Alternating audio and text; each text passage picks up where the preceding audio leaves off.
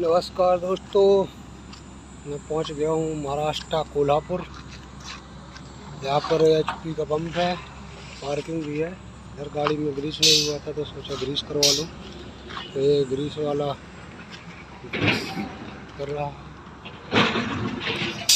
गाड़ी ग्रीस हो जाए तो थोड़ा कमाने में सही हो जाएगा।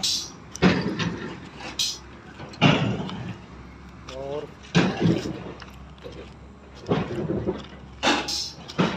पीठ हमेशा मजबूत रखना चाहिए। पीठ हमेशा मजबूत रखना चाहिए क्योंकि शाबाशी और धोखा दोनों पीछे से ही मिलते हैं दोस्तों। वीडियो को लाइक करें, कमेंट करें, सब्सक्राइब करें। नमस्कार, मिलते हैं नेक्स्ट वीडियो में। आपको फिर होती है मुलाकात आगे चल के।